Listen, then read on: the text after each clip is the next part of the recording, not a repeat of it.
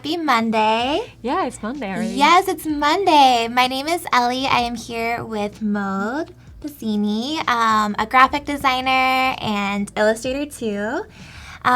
We are going to be doing some graphic design in Photoshop today, so really excited that you guys are here to join us. Say hello in the chat. Let us know where you guys are watching from. We're in San Francisco, but Maude came in from New York. Yeah. So trip all over the country. Yes, all the way across the country, just to hang out with you guys. So say hello. Hi, Jordan. Hi, Odie. Hi, Jack. Thank you guys so much for joining. Feel free to ask questions and participate in the chat. We would love to hear from you guys. And Maude is a wealth of knowledge, so she'll have a lot of really great answers for you. Hi, Odie. Yeah, nice to meet you guys. Yes. I'm going to try and make it interesting for you guys. And if you have any questions or if you want to hear anything about the softwares or my techniques or anything, feel free to ask. Please ask. It'll be so fun. Oh, Jonathan's from Venezuela, lived in Spain, and then in North Carolina. Wow. Jane from the Philippines, Poland, Texas, New York, Portugal, all over the world. Upstate New York. Fun. You're from home. Yes.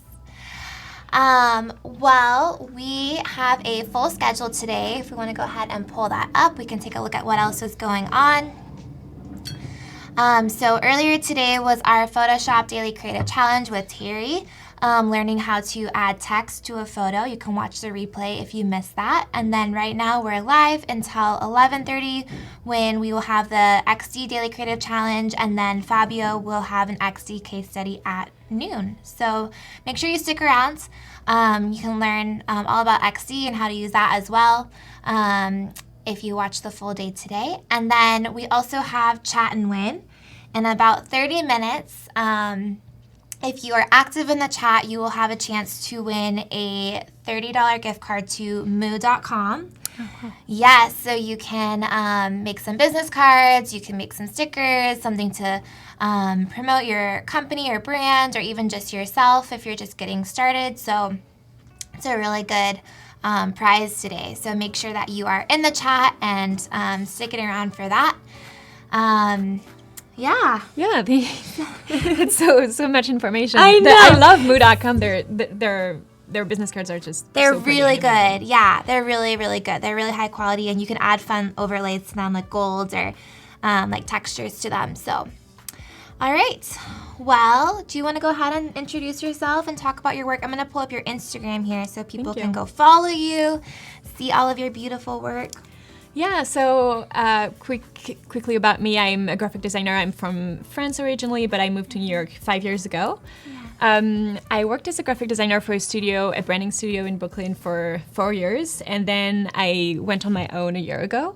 So now I have Maude Passini Studio, where we do mostly branding for startups and like bigger companies as well.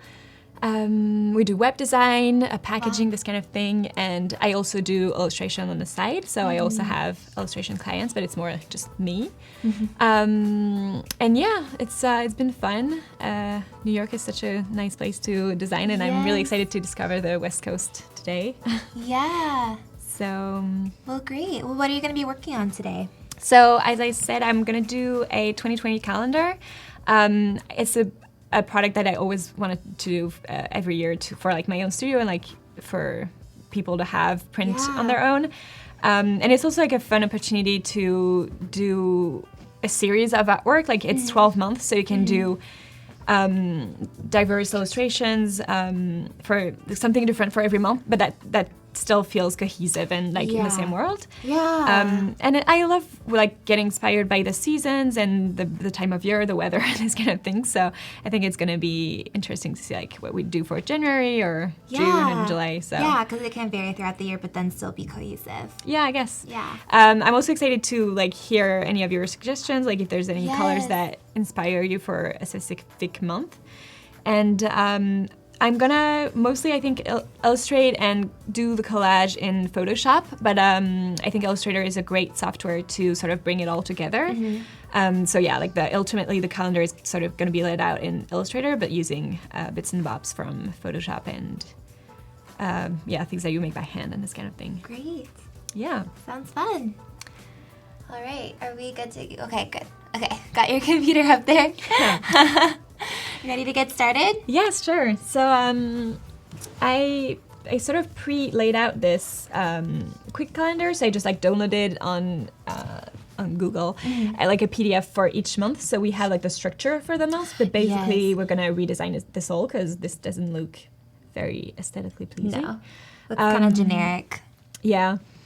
So it's gonna be about like picking a typeface, the spacing, like sort of laying out like a nice page. This is an 8.5 by 11, so you can print it on. I'll probably like make it available somewhere when I finish it, so you can just print it on your own printer and hang it in your standard size. Yeah, exactly. Yeah. So this is the Illustrator bit. I already like just started playing around with some typefaces and maybe some colors. So we'll see where it goes. My document is CMYK because I wanted to be able to print it. And I think in Photoshop we can just go ahead and create the artwork itself. So if I'm going too fast or anything, just no, you're great. Leora says that you have beautiful line work, and Marissa says that your work is so aesthetically pleasing. Thank you. Oh, I see the reference to Jean Cocteau, which is such a good compliment. I absolutely love their sketches, and it's actually sometimes something that some clients reference. They're like, oh, I like the Jean Cocteau style, if you can do something like that. That's really fun. Cool. Thank you so much, guys. That's so nice. Vibe says this is so relevant. I was just about to design my own calendar as well. Well, please give us a link to it. I would love to see it. Absolutely. Let's do actually. I can design it on a tablet, and then we'll just import it into Illustrator. Okay. So let's do January for now. Perfect. Oh, and don't forget, we will be reviewing daily creative challenges in a little bit, in about an hour and a half. Mode will be going through, offering feedback. The challenge for today is to add text to a photo. You can get all that information in the challenge tab, which is right above the chat. And you can watch the replay if you missed the tutorial from this morning. But it'll be really fun to see what you guys make. So yeah, make sure I can't wait. Really. Yeah. Yeah. I had a few people that I knew like sort of were interested in graphic design and stuff, so I let them know that I would be here this morning, and if you have any questions about how to get started, any like freelancing questions or just technical, I would be super happy to answer. So I think for January, I'm gonna start with, I'm gonna try and do like lettering. I think Photoshop is so nice for that. You can really do things that look like your own handwriting. It's very organic and very specific to your style. And you're using a tablet right now. Oh yeah, so I'm using the Wacom Tablet. I have this one in the small size and also the medium. It's the best. Like I can't design without it anymore, unfortunately. Like I can't use a mouse or a trackpad. It's just the worst. So I have to carry this thing everywhere, but it's really light. But at least it's small. Yeah, so. It's my travel one, and I absolutely love it. So I really recommend it. What was I gonna do? Yeah, so also I have a bunch of really cool brushes that I got online. You can buy them anywhere. So we can, I usually, like there's a couple that I usually like to try. I think the charcoal one is nice for this kind of lettering. Do you ever do that? Did you ever do letterings and stuff when you were in your graphic design days? I did a little bit, but not as much as I would have wanted to. I wish I had more like classes that had us do projects with stuff like this, but we mostly just used like pre-made typefaces. Yeah, well, for the most part. I mean, it's such I think I was really hesitant to try lettering at first because it's such an art in itself. Like calligraphy is it's kind of intimidating. Exactly, but then at my old job, they would make me try, so I was like, I guess I can do it. Yeah, that's fun. Now you're making me want to play around with it now. Yeah, absolutely. You should. It's fun. I should. And it's funny, like people respond very well to it when I post something like that on Instagram. Yeah. So I like to try either zero smoothing, or we can do both actually. I love that brush. Yeah. So that's with zero smoothing, and my hand is not very relaxed right now, so it's kind of wonky. That's okay. I'll try to relax more, and maybe like adding some smoothing will help. Vibe says, I need advice on branding yourself or branding myself. I've been working on an identity and I love going bold, but can you be too bold? If you're designing other brands, is it important to stay low key? Like, what do you think? Yeah, I think, I mean, It's if really it's your hard. brand, if it's your personality to be super bold, then go for it. But also kind of offer maybe the opportunity to be sometimes like step back and give your client more space. So I'm not super bold. Like my identity is really simple. I didn't want to spend too much time designing a logo and everything. So mine is like pretty laid back, I guess. But if it's your style, that's what you want to show and that's what you want to sell. So Yeah, I think too you could have some more, you could have your own personal brand, be very bold, but then in your portfolio have some more toned down work so that you could show you have range. Yeah, and and you can do bold or you can do more minimal. Yeah, that's for sure. I mean, it's an asset to have personality and be bold. And I think on your website itself, like I think the layout of your website should be sort of simple enough that you can like see the work client is product. clear. Yeah. But yeah, have fun, I guess. Yeah. And so so you can't really. Oh yeah, you can kind of see. So I made this white because I think it's gonna go. I think for January I'm gonna try a maybe like colder color as a background. Let's do.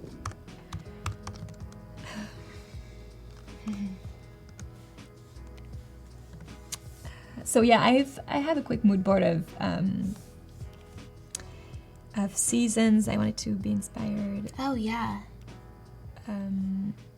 So winter. I think it's more like towards the whiter, colder colors. Ooh, that's beautiful. And actually, I just. Oh, I love that. Yeah, I think. Well, yeah, it's totally your style. It's. Right? I love it. I like I love the color shadows. background. Yeah. Yeah, and the colors. It's so.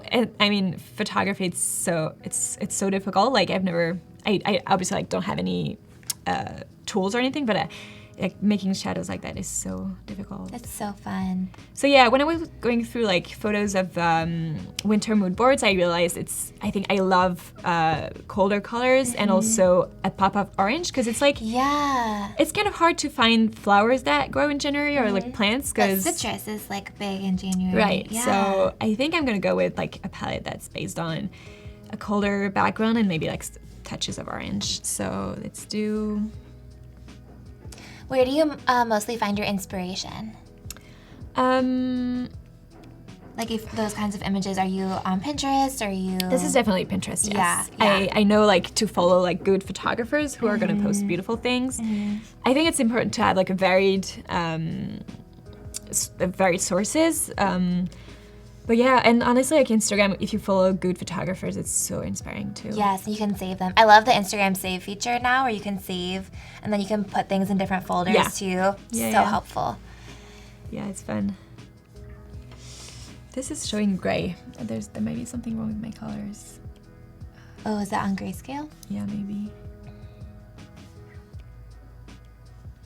We have about 15 minutes until chat and win, so make sure you guys are in the chat and participating so you can win a gift card to moo.com. Okay, it's not gray anymore. There we go. There we go. So we're gonna keep this background color for now. Let's bring it back to Photoshop.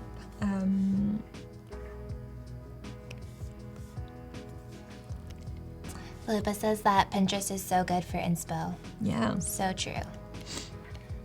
And like I was telling you, it's also like a good way to sometimes promote your own work. Yes. Like we always like put it on Behance and Instagram, but Pinterest is a really good way to have people find about your work. Yeah, it is. Especially if you have products, because you can do shoppable pins.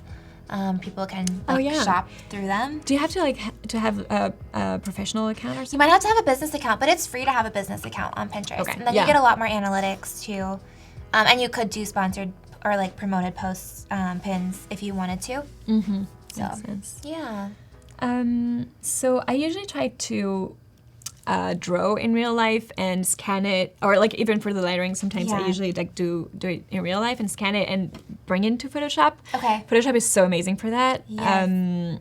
But here, I think it's also interesting to see how we can do anything in Photoshop. So I have this paper texture that I keep and I use for so many projects. I think I'm gonna cut out like a shape, or for the oranges.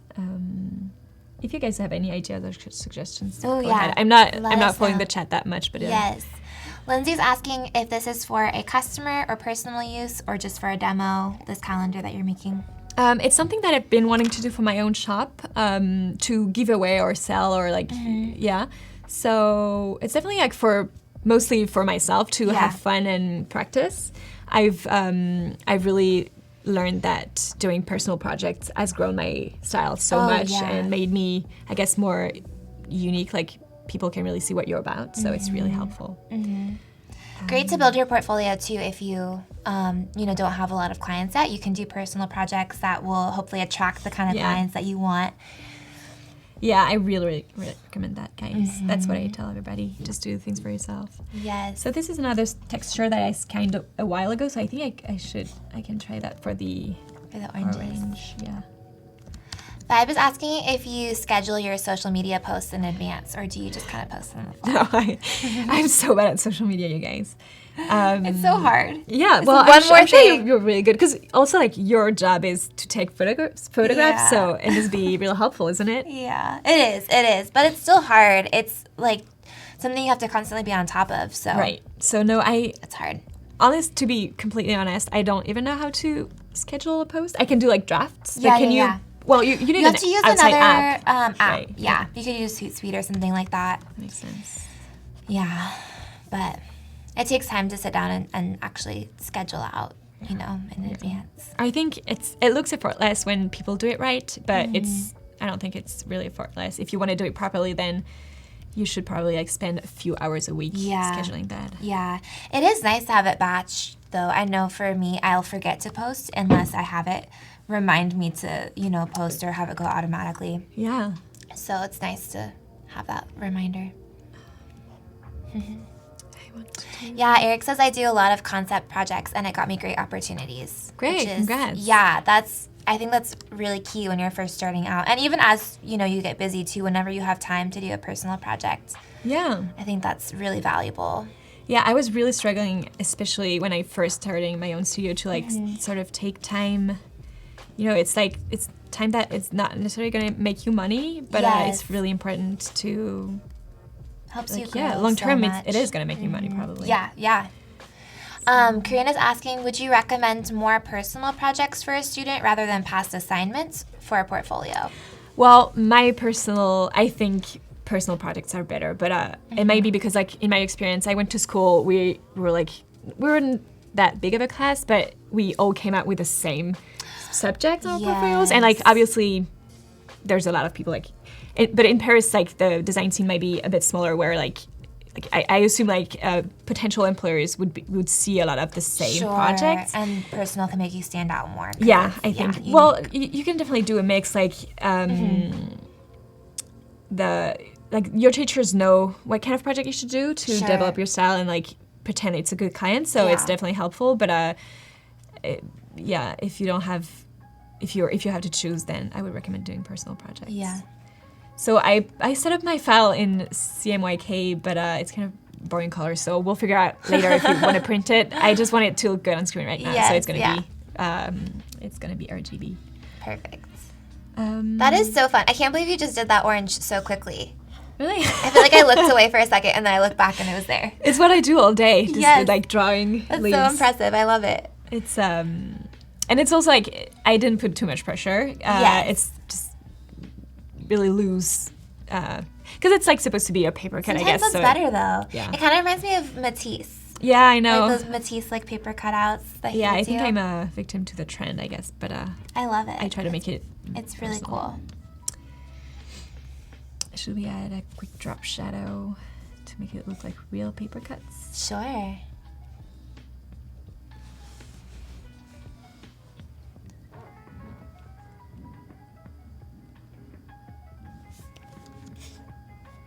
You can't really see the paper texture that much, but I guess it will. Is that because the color is kind of dark? Yeah. Yeah. So yeah, this is a multiply, which is nice to sort of make the paper texture stand out, but you can't say that much, but it's okay. Paul is asking if you think branding is a good place for someone who's a jack of all trades but doesn't specialize in one area. Yeah. I think brands need people who are multitasking. What do you think? Yeah. Yeah, I think Absolutely. because with branding, you're going to do a little bit of strategy, a little bit of not marketing, but like definitely, like, yeah, You have obviously to know like visual. marketing a little bit, Yeah, totally. And in terms of tools that you're going to use, it's going to be so 360. So it's a good idea. But yeah, jack of all trades. I don't think it's. I mean, branding is also a specialty if you see it that way. You know, like knowing brands and having an expertise in making brands grow. It's a real skill. So if you can do that, that's already great. Yeah. Ludoval says, I would love to see an Elle mode collab someday. Oh, Maybe yeah, we love should. That. Yeah, it's funny how I guess we kind of have how do you say complementary skills. Yes, in different mediums, which is fun. It's fun because like I feel like I get inspired by graphic design all the time. Like I'll see designs and then want to apply that to our photos, and then like you are using a photo as inspiration for this. So it's like really cool. I think that's why it's really important to look at people who work in all different mediums and like, you know, painters and photographers and architect. Like even if you're not in that field, you can be inspired by absolutely. There's nothing wrong about being, like, as a designer, I think it's fine to be inspired by other designers, but if you do that too much, then your style won't grow as much. So you want painters, to look outside I think, of your own. Painters, like movies and the cinema for me was huge. Yeah, so I think, So fun.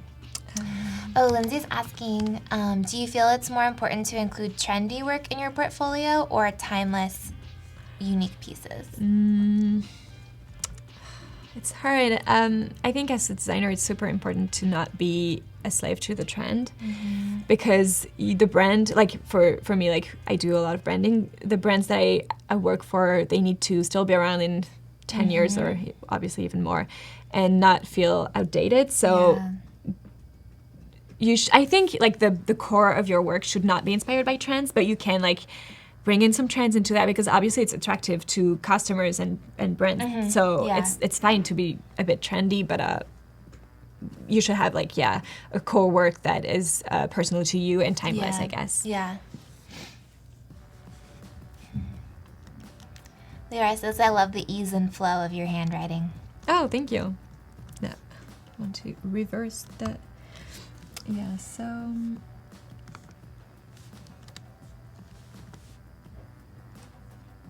thank you guys for asking questions. I feel like it makes it so fun to hear what you guys are curious about.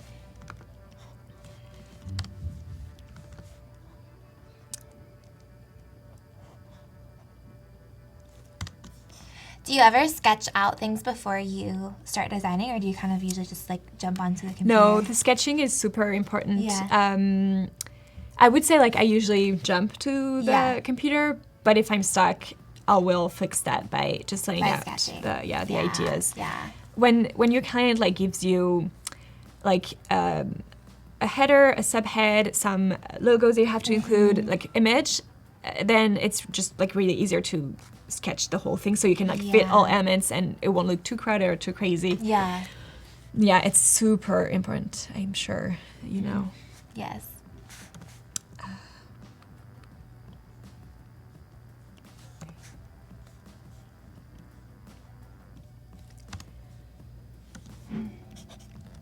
So I want to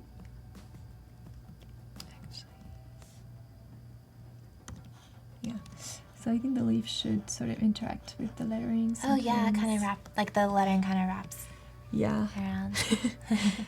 Well, we'll see what it looks like. Don't be too harsh on that. Let's do that really good. Oh, Paul's asking, how do you organize your files for a project? If you're working for a client, how do you organize it? Yeah, so let's go. So this is, so I'll do, yeah, like all my client folders are sort of structured the same. There's room for incoming assets from the client, the proposals, all the management stuff, and then the design folder. And then if there's like several types of files, then they all go in their respective folders. I also have like an assets folder where I put like inspiration or this kind of, or here in this case, I sort of gathered textures and things you might incorporate. Yeah, beforehand. And yeah, just like keep things organized. And I always like, for example, like this is January 01. If I work on it for like 3 days and I do a lot of rounds of revisions, then there will be an 02, 03, 04. And it, like obviously my folders get insanely big. Yeah. I'm sure it's the same for you, but it's just the only way to be safe. And you want to keep all those revisions. Yeah, and it's super helpful. Like you do find yourself going back to an older version because you had a good idea and this kind of stuff. So just you just have to pay for storage. Yeah, or like sometimes a client will be like, oh, could you go back? Yeah, absolutely. And maybe you didn't think that was the direction they were going to end up going, but then to be able to like easily go back is really valuable. Yeah, totally. And I think one helpful tip is to I like in this folder, for example, I would have like a delivered folder where I put the actual file that I deliver, so I can keep track of what exactly they saw, what date. Yeah. So it's just like easier when you get feedback to just go back to this specific file. Yeah, that's smart. Philippa's asking about a portfolio. So there's 2 projects that they don't like as much anymore in their Behance. Should they keep them there to show how much they have grown, or should they take them out? No, I think you should take it out unless you love it like personally for some reason. I think it's fine to have less projects, but only ones that you are really proud of, because like literally like the maybe 3 to 5 first projects on your portfolio and Behance are what the client is gonna ask you for. So even if you have 3 projects, like people may be, oh, I love that, and I just want to hire them for this. So just like keep things that you want to do in the future. Yeah, and it's okay if like just you can ditch the rest. Yeah, I think that's a good point. Things that you want to do in the future, the kind of clients you want to attract, kind of work you want to attract is important to have. Yeah, and it's kind of like I said with personal work as well. Like the more personal things you do, then the better your clients can picture who you are. Yes, yeah. I had a professor one time who said that your portfolio is only as strong as your weakest piece. That's true. So, which is true, because that's what people are going to notice, So Absolutely. if you can keep it as strong as possible, it's better to have less, like you said, than to have a bunch of things that maybe aren't as strong. Yeah. Yes. Is it better for a designer to find a mentor or to practice? Or what are maybe some other ways that you could grow as a designer? Do you think, well, first, what do you think about having a mentor? Yeah, I think it's a huge chance when you find someone that you can really look up to and pushes you to be better and challenges you. So I would highly recommend that. Yeah.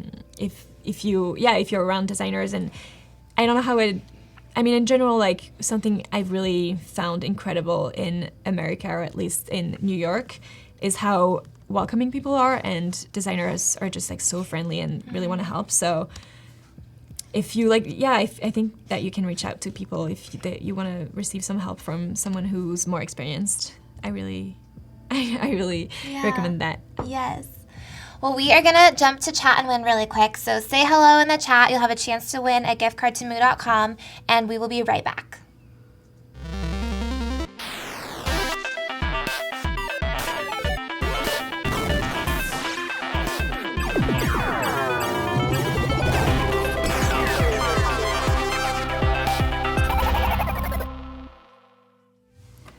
Okay, we are back. We are waiting to hear who's going to win our gift card to moo.com. And if we didn't get to your question, make sure that you ask it again. We want to make sure we answer it, but the chat's going to move so fast we might miss it. So make sure to just throw it up there again if we didn't get to it. Hello. So that's people. Everyone's just participating. That's cool. Saying hey. Yeah, I wish I could win this gift card because I could use some new business cards. Camille, congratulations! So you will win. You'll get a message on Behance about how you can redeem that gift card. And if you did not win, you can go to moo.com/Adobe Live and you can get 15% off of your order. So yeah, there we go. That link right there, that'll get you 15% off. So thank you guys for participating. And like I said, if we missed your question, make sure just to ask it again so we can make sure we get to it. And also make sure to submit for the Daily Creative Challenge. The challenge today is to add text to an image. So a really powerful tool. And yeah, we want to see what you guys make. And Mode will be critiquing some of those later, giving some feedback. So make sure you submit, and you can find that information right above the chat. There's a challenge tab. So, yeah. Beautiful. Thank you.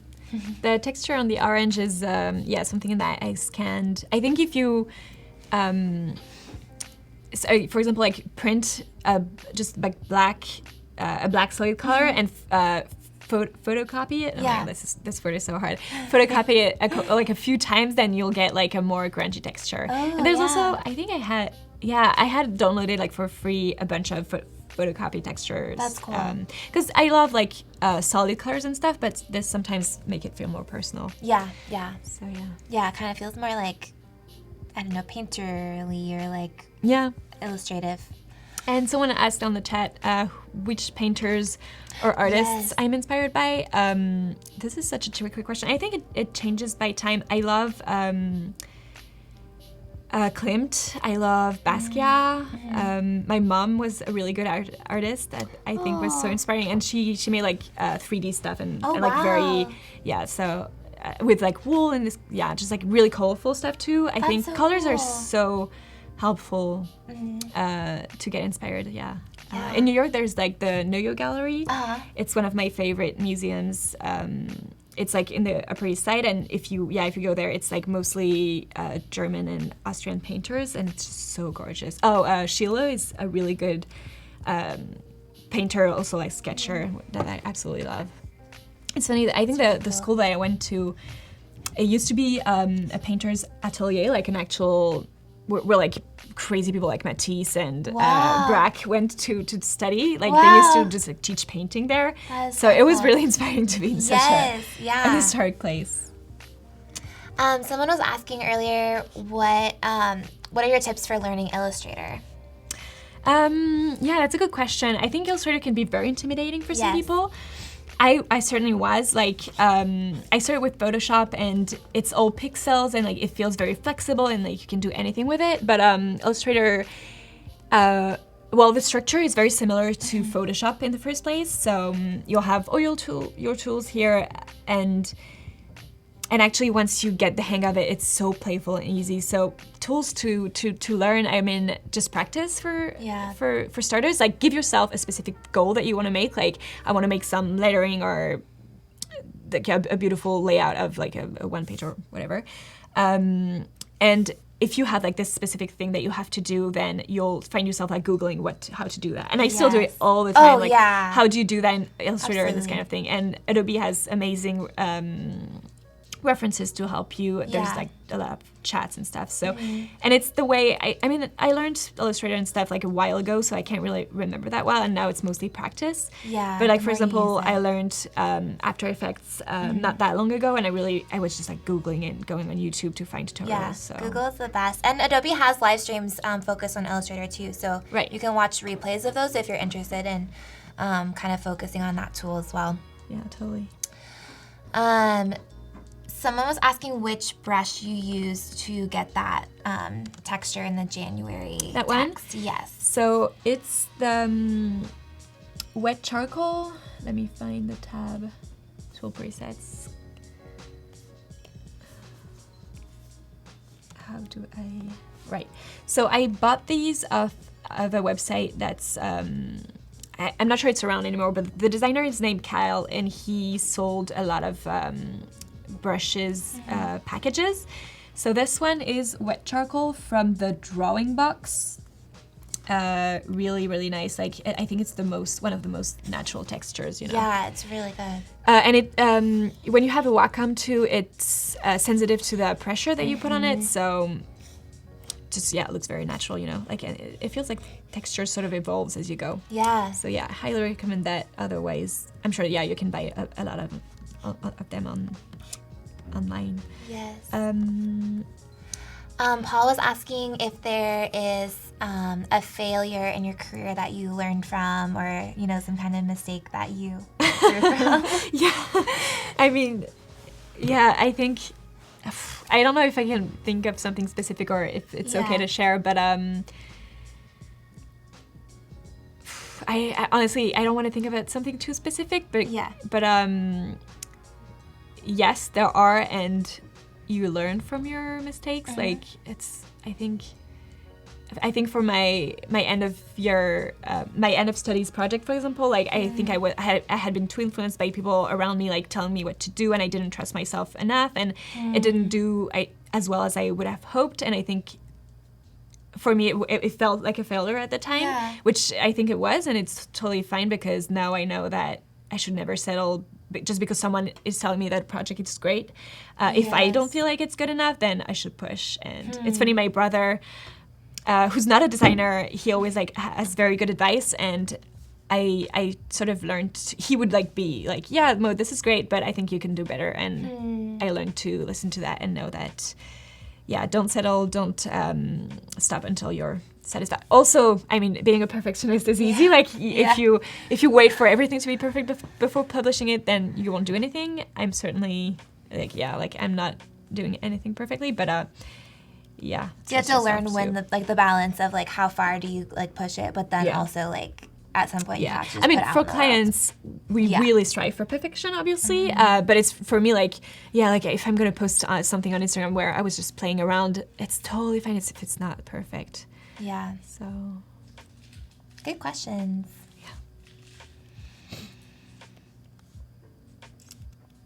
If you're just joining us, Maude is a graphic designer from New York, and she is making a calendar right now for 2020. And we're still on the first month. Right, yeah. It's a new decade. I know, it is. How crazy. Wow. Maybe we should add a third graphic or something. Okay. And then we can move on to another month. Okay. I love these. I love that vibrant blue. Yeah. These colors are really, really nice. Thank you.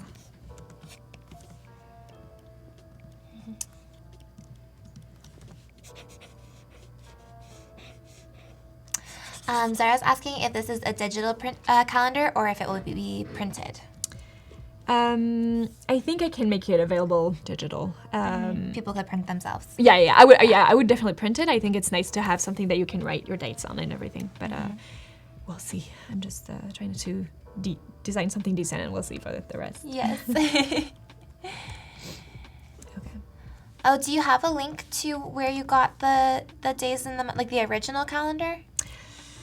No, I don't remember. You could probably just Google something. Actually, I'm sure if you Google 2020 calendar, definitely Google it, you'll find something. It was a PDF, so I had to just manually import every month, but it was not too hard. That's how it's called. So if you Google that name, 2020 monthly calendar PDF, it was free.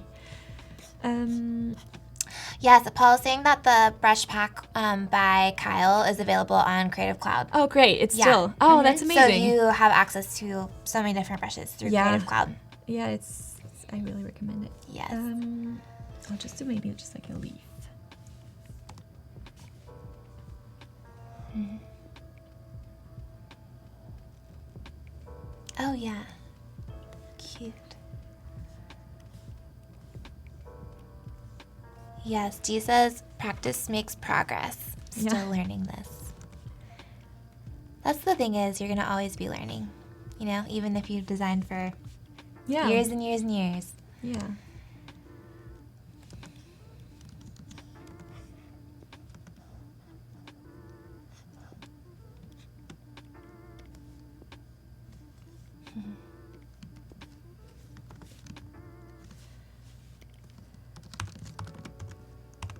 Do you always name your layers? I try to. Yeah. It can get messy. Sometimes I don't if I am really like busy doing stuff, but it's really helpful. Like you feel so organized. Yes.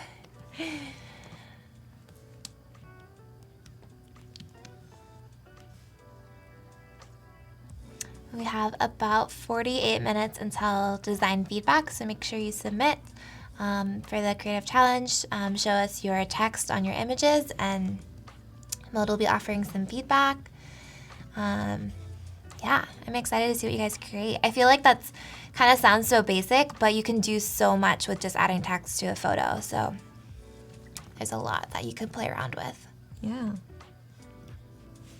Yeah, I think it's one of the first things that you sort of do when you start designing. Like photos are really great, like first layer. Like if you don't want to like illustrate a whole thing or whatever, like you can just like figure out like a way to express your style and what you want to say through just like personalizing a photograph.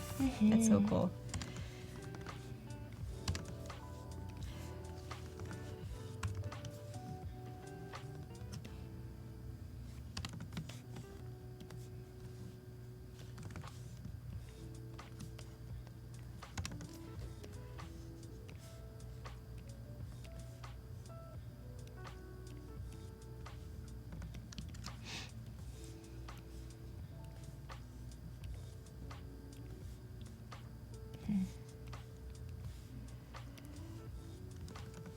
Cute. I love the little one in the middle.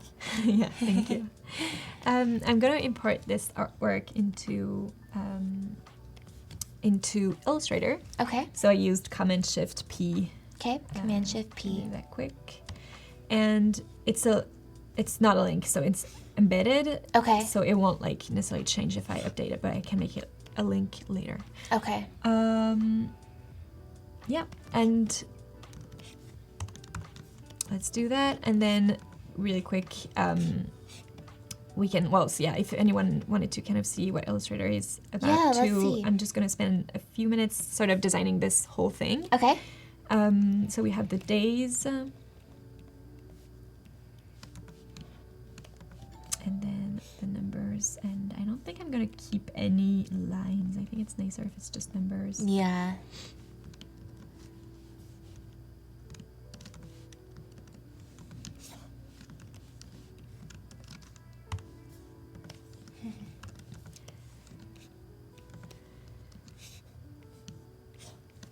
Selecting all those and deleting them out.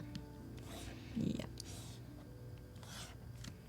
So you can also do select same like stroke color, stroke weight, and then it will just delete the whole thing. But it's for here, like I was really quick to do it manually. Yeah.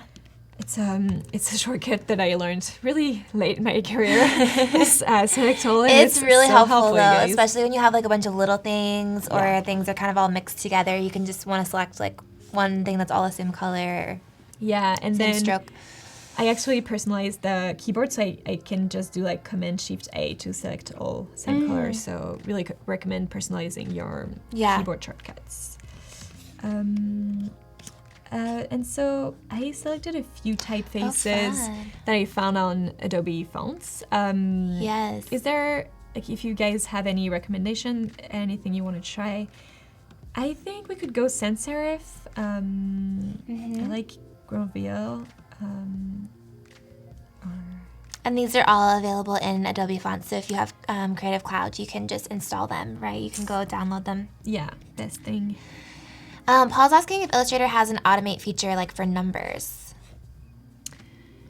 How? Like you could have it like do the numbers automatically? Probably. I'm sure it does. I don't think I'm tech enough. I know in InDesign, but I don't know if I've ever like made numbers like this in Illustrator. Oh yeah, no, I've never before, but yeah, InDesign definitely, and I could have made the calendar in InDesign as well. Sure. I just think that Illustrator is super playful, and it's actually kind of, you can do, it's just like more flexible, I guess. Yeah, but, I think so too. Yeah, if you guys want to use InDesign, you can too. Yes. Let's try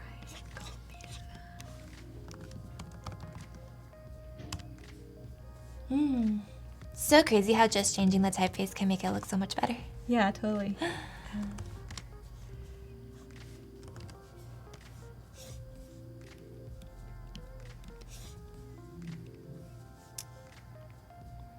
And then now you're using a line to space them out? Yes, I'm gonna try. Yeah, well, they're all different lengths, so. Oh yeah, that's makes it more challenging. So we'll see. Actually, I think we can shorten each day. Or, yeah. Yeah, absolutely. I think it's gonna look better if they're all the same length. Yeah. And just 3 letters. And then you could easily space them out. The align tool is probably one of my favorite tools. Yeah, me too. I use so so helpful. much. Yeah.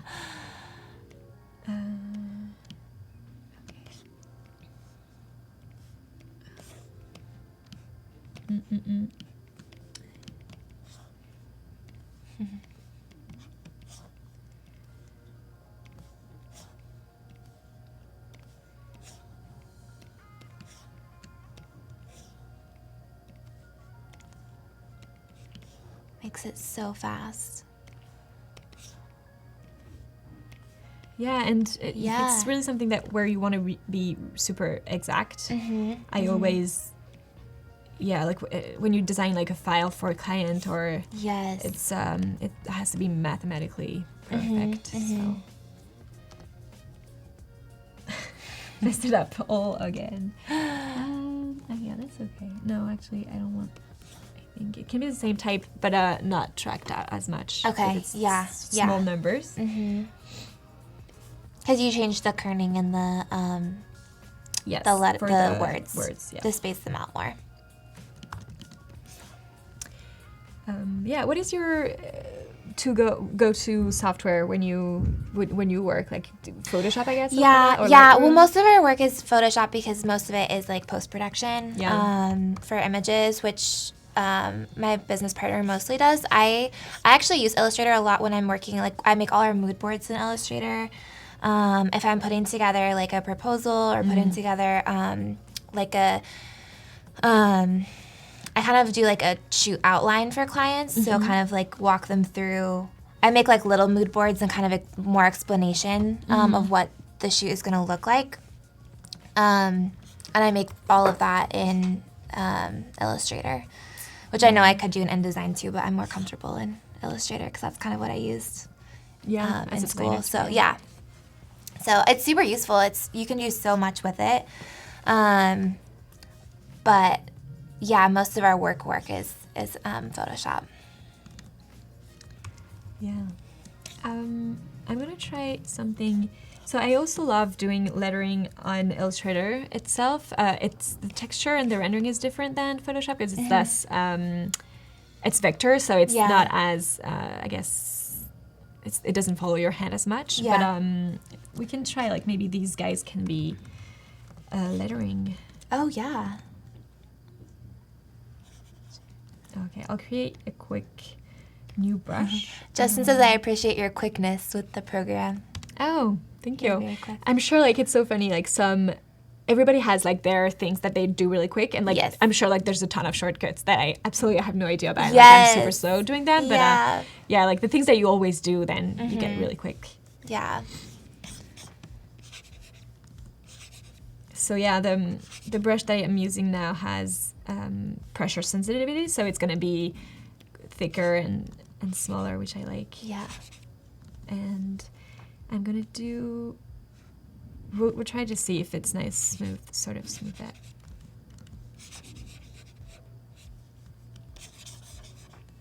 Ooh. This is so hard, you guys.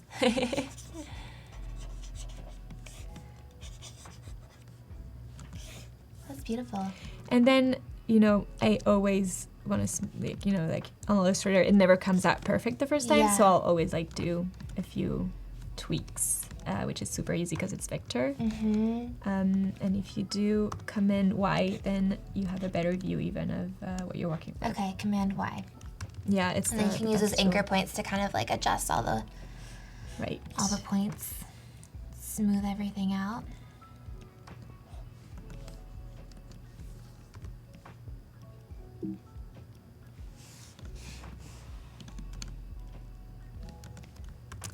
Do you listen to music when you work? I listen to music and I listen to a lot of podcasts. Yeah. What do you listen to? Absolutely. Everything and anything, really. What do I like? Yeah, so many things. Sort of, I like news podcasts and true crime, like a lot of people, I guess. Yes. Yeah, into that true crime. Ludoval says, I love this so much. Watching her write is like watching one of those satisfying reels on YouTube. I'm sure if it was like speed up even more, it would be just so impressive. Yeah. And yes, Justin asking if you're using a tablet and you are using a Wacom tablet. Yes, Wacom, really useful tablets, and they're so smooth and easy to use. I absolutely love it.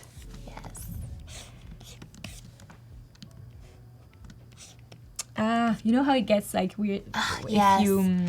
So I think I should outline it first. Yes. Yeah. Maybe there's a way around that. I don't know. I don't know. I've always just fill it like that. There might be a way around it, but that's Yeah, I guess it depends on the brush that you create too. Yeah.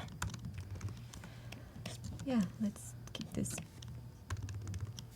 Yeah, Ahmad says if you design on Illustrator, it could be better quality because it's vector, not pixel. So it depends on the final use of the illustration. Absolutely.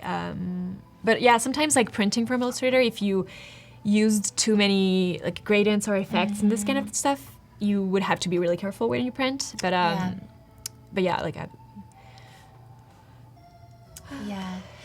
Yeah, Julian's asking where to find calendar months and days. Popular question. So you can just Google 2020 calendar template. Yeah. And you'll be able to find probably many different. Yeah, absolutely. And as long as it's a PDF, then you can import it into Illustrator and edit it really easily. That's what I did, and there might be like an Illustrator or InDesign template. I've done that before for a client. Like they provided an actual InDesign template, but I wouldn't sweat it too much. It's pretty easy to find. Ben is asking what size you like in the tablet. What feels most comfortable to you? So I used to have the medium, and I got the small one because I would move around a lot and need to carry it around, and I really, honestly, can barely see the difference. So if you're tight on a budget, then go with a small one. Like I think it's totally fine. It's still, I don't know, like it's like this big, but otherwise the medium is great. And I've never tried the large one. It depends on what you do. Like I don't think I do work that is like super technical and small enough that I would need a huge one. Maybe like my layering is better when I do the big one. I don't know, but it's pretty easy. I think it's personal preference too. You could, if you are able to test them out, that would be a good deal.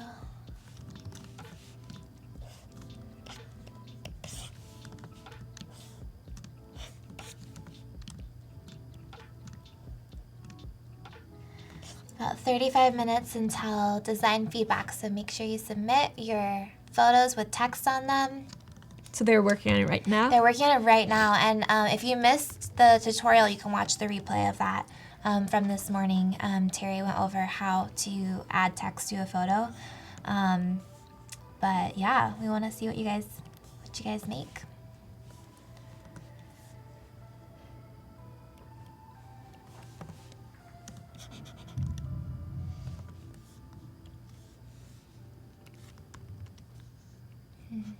I'm going to move on to a different month, I promise, really soon. That's okay. You can take your time. Thank you. Good to see all the parts of your process. Yeah, everything takes longer than you think. That's true. That's true. So, yeah.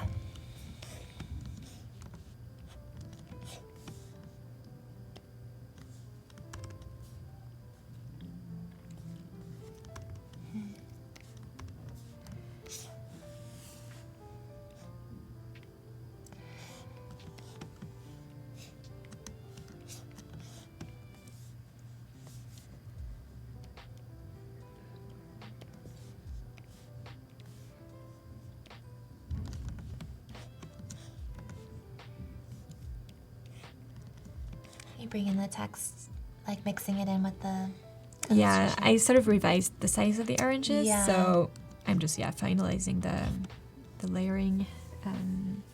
So when you like doing the mask is super helpful. Yes. that's how you hide parts of the design. I think it's By masking one of it. the first tools I ever learned, and it's even great when you retouch photos, because you can like really select the area of the photo that you want to retouch. It's Yeah. so helpful. So here I want the white to be in front of the orange, so I'm gonna hide the orange just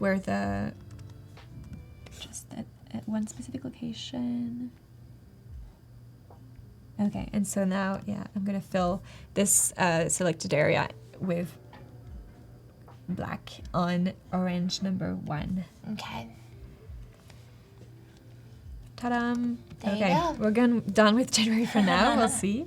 I'll just add we had some. It's especially dark hard when shadow. you're trying to talk at the same time. I think it takes then even longer than it maybe would take you when you're just working on it.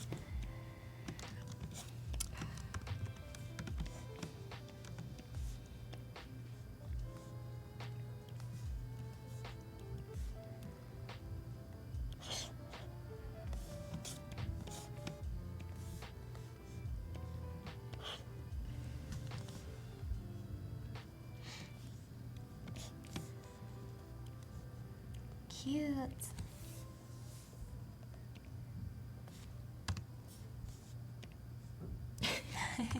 Here we go, January. I love it. Which month do you guys want to move to? Ooh, let us know. What's your favorite month? I would say February because it's my birthday, but Oh, really? Yeah. Which date? the 24th. Nice. Yeah. Yes. Yeah, Jesus, I can't believe you can talk and design at the same time. Great job. Who would have known? It's so hard. Yes, let us know. I wish we could do a poll. Oh, Voodoo Val says October. October, yeah. October's fun because that's a totally different feel than January. Yeah, exactly. We can do February's still October. kind of wintry, so. Yeah, I'm not sure I would have that many ideas all at once. Kind of got to jump around to something different. I like October. Let's do that. Yeah, absolutely. Yeah, like I was very inspired this fall by like fall colors and stuff. Yes. So, yeah. And so October, I had a mood board for fall. So it's more like super warm colors. Ooh, I love that pink color. Right? I don't know whose house Like this is. I found that rosy. on Pinterest, you guys. I don't have the credit right now for the photo, but you can Oh, find actually, I it on think it says L decoration Yeah. on the bottom. So Exactly. there you go. Credit right there. And yeah, like I warmer just colors. saved this picture the other day on No our way. on our Pinterest. Like we have a colors board. Yeah. Pinterest I love really those small. colors. It is. Yeah, it is. So yeah, let's do this kind of palette. So it's like a warm. I love the greens and the oranges, the Right. pinks. These are nice Beautiful. flowers. Obviously, like this type Are of those food. purple bananas? That's what I was thinking. Wow. It does look like it. That is so cool.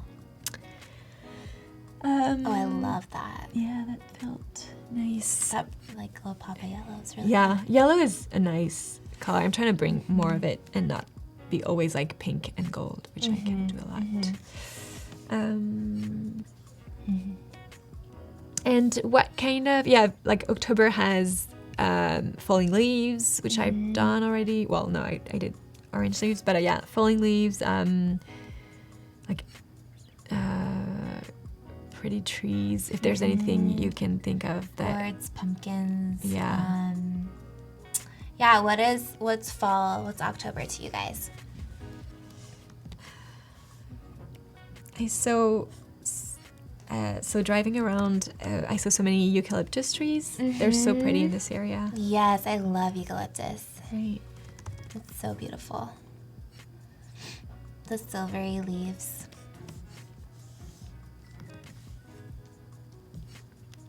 Oh, coffee. Philippa says maybe coffee because like cozy, like a warm Oh, yeah. drink. That's a good idea. It's kind of good for like December too or November. Like Yeah. cozy. Yeah. Let's think. Spice. Like spices. Oh yeah, I love like cinnamon and this kind of thing. I'm such a cliche. Yeah. Yeah, good idea. Fall reminds me of coffee, leaves, cozy, spicy, Halloween. Leaves, orange, deep plum colors, chai. Ooh, I love a good chai.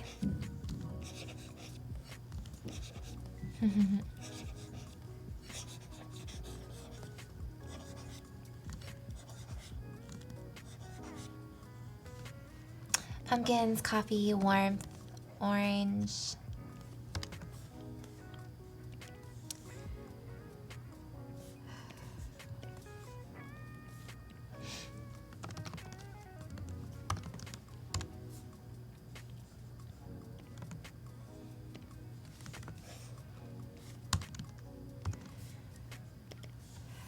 Yeah, orange or a like warm.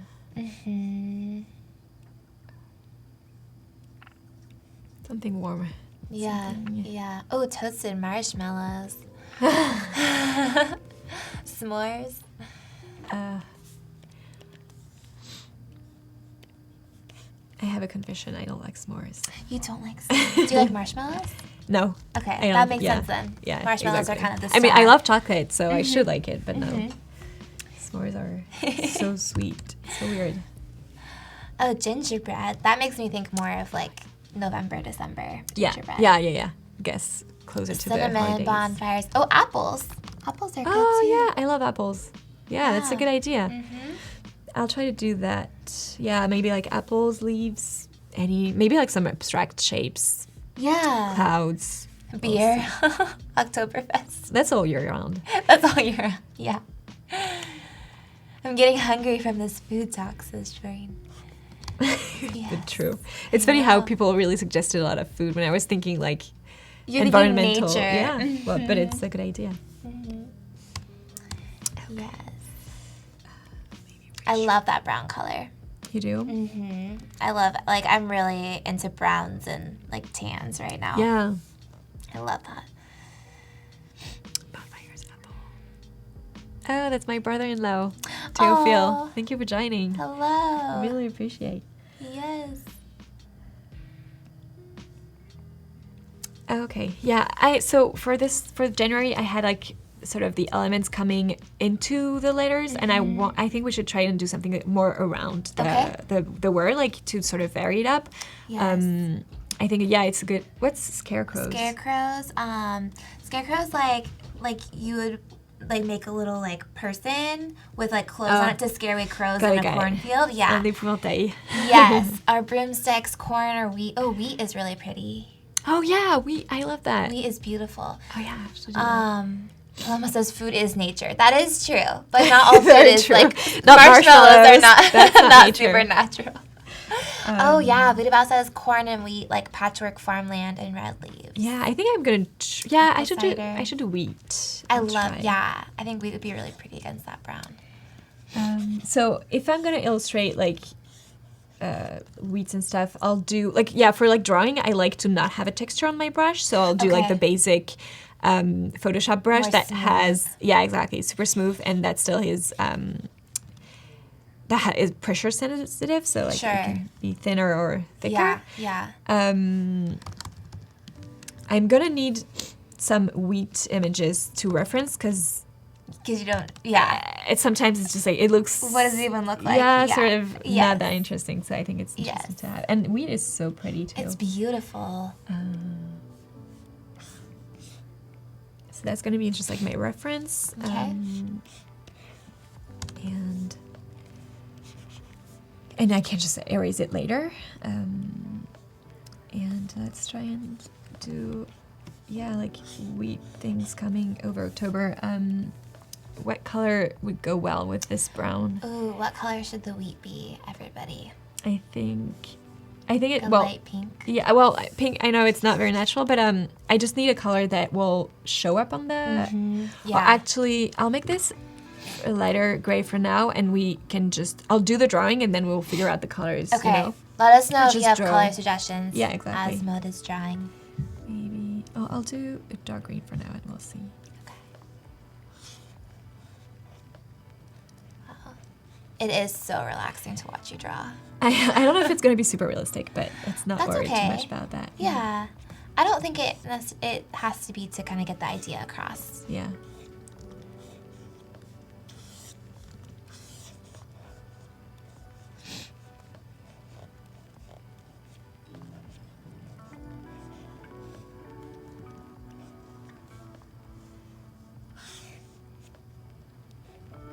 That's beautiful. Oh, Paloma says terracotta colors. Yes, definitely. I think it's very folly. Yes. Super right. I love terracotta colors. Yellow, Gina says. Felipe says, I can't draw. Do you think it's bad to use vector from stock images? You mean like by Vector? Yeah, Illustrator? like vector illustrations probably is what. Well, That's if what you I think. don't have a choice, yeah. If you change the colors, like maybe you can definitely like personalize it still, Yeah. make it more unique. Because I think a lot of stock illustration tends to look similar. Sure. But and sometimes not drawing can be an asset. Like if you not being able to draw, like if you want to do like super naive characters, that can be fun. But yeah, like actually, like Illustrator is a huge asset for, because you don't necessarily need to draw with your hand. You can just put together vector shapes, which is so helpful. Yeah, it's very helpful. You don't have to necessarily be a drawer. Yeah. Do you draw? I don't draw. I mean, I do, but I wouldn't say I'm like very talented with drawing. But I like drawing. Yeah. And you did you study that in school? Like, do you have drawing classes? Yeah, we had to take drawing classes. We had to take art classes. We had to take like, you know, like the Art 101, which was like all kinds of art. So like painting and drawing and all of that. And then we had to draw a little bit in some of our classes. But yeah. Justin is asking did you start drawing by hand, like on paper? That was your first. Yeah. Yeah. Yeah. I was just drawing so much all the time at school on my books and stuff. My mom suggested that I take drawing classes, and I fell in love with it. I just loved it so much. And then at school, we started having live drawing classes, which is I always knew I would love, because drawing people, I think, is the most interesting and inspiring. It's so hard. Well, it's extremely really hard. Yeah, hard. it is, but it's. I don't know. Yeah, it's so fascinating, and now I love drawing clothes, because like the folds and like the details, and that's why I started my. Wait, can I show selfie them project. your selfie project? This is her. This is so cool, you guys. She is having people send her mirror selfies. So this is where like the clothes. This is what you're talking about, right? Like the folds in the clothes and all of that. Yeah, the patterns. The pattern. This pattern. Yeah, I had a lot of fun with that one too. So cute. That's so fun. Were you doing this in Illustrator or Photoshop? Okay. So yeah, because that's pure illustration, and I want it to be really organic and really handy and sketchy, so it helps. But for sometimes, like if I do this style for a client, I'll try to do it in Illustrator, because giving an Illustrator file to a client is much easier, like for them to exploit, and you can also change it more easily than on Photoshop. So fun. Yeah. Gina says wisps coming out of the tips of some of the seeds will help it read more as wheat, maybe. Kind of have like... What is wheat? Wisps. Like, if in the picture of the wheat, there's like the little like... These little like strings coming out. I'll try to do that. I think it's fine without it too, if you... Yeah, I don't want it to look too hairy. Mm-hmm. We'll see. Yeah. Yeah, I think we'll see. I think simple can sometimes be just as good. And I changed, I made a new layer so I can have 2 different colors, and you know, like it's easier to edit anything. Like the more layers you have, basically, the easier it is to edit. Felipe is asking if you're gonna put circles or other geometric shapes to kind of go along with the January circles. Yeah, I think I should. That's what I had in mind for sure. So I think I should, but we'll see. I like this because it could read as wheat, or it could read as like other kinds of like grasses, and that, you know, people can kind of use their imagination. Yeah, I think I'm really not pretty. too strict about what it should look like exactly. As long as it's pretty and makes you want to get into October. Oh, a dark orange sun would look great, says Voodoo Val. Yes, and I think that's where the geometric shapes will come in. Yeah, exactly. Oh yeah, I think I should do sort of I think I can do like a background of like sort of mountains in the background and like the sun. hopefully, yeah. I like to keep things simple enough, so we'll see if it's too much. Yeah.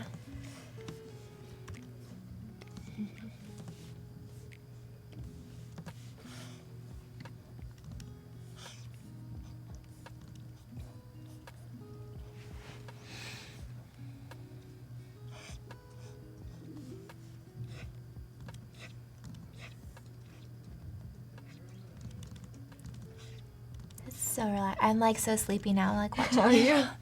It's mesmerizing. Oh, or instead of mountains, the tops of trees. Says Fuduval. You could add like trees. Yeah. Well, I mean, we're also gathering ideas for other months. Yes, that is true. It can't be too complex. That could be really pretty for December, like pine trees. Yeah, totally. Yeah, green, red, orange, yellow trees.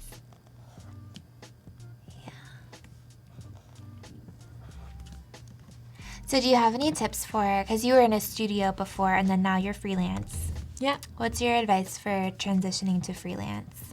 I was lucky enough that I had a lot of people reaching out to work with me, so I knew that if I left, I would have clients. So, and that came because not only my company was super nice and they were like very... they always like credited us for the work, so like people would know about us. Yeah, that's really cool.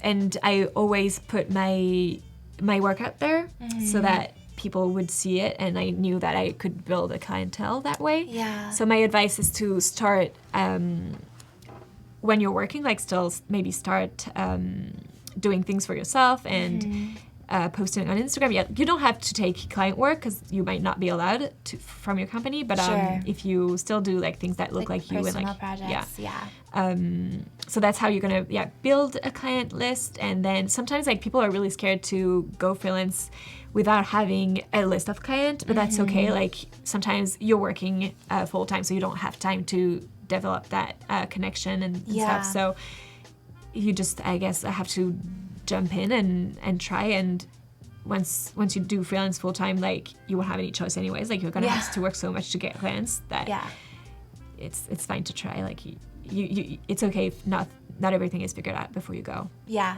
that's true. If you wait till you feel like everything's figured out, then you might never go. You're never gonna go. It might be scary, and it depends where you live. Like in New York, rent is so expensive, everything is so expensive that I would not have done it completely out of the blue without any safety net. But I was looking at that. I had a lot of clients lined up, so that's how I got there. How about you? Like, was that the same transition? Yeah, well, I was full-time at my job when we started our company, and then they were so gracious to let me go part-time. Oh, yeah, that's a great transition if you can do that, So I was able to kind of go part-time again and, like, work. And then, I kind of realized, though, that I had to leave fully and go full-time freelance before it could fully support me in order to get it to the place where it could support me. Yeah, exactly. You know, I wasn't going to be able to get it to that place where I felt like, I'm like matching my income without, like, I needed more time to for to sure. give to it. Exactly, So. it's time, and you don't want to tire yourself so much trying to make as much money on your side gig that like it's really hard. Yeah. You're not as efficient. Yes.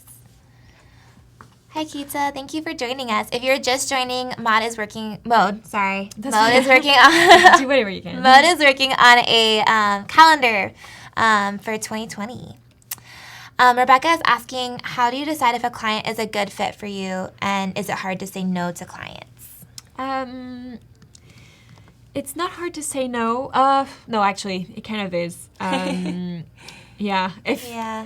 So it depends. Like if there's enough money or enough time, then it's kind of easy to say no. Like even if sometimes the product is really interesting, I can make compromises if I really love what they are doing and stuff.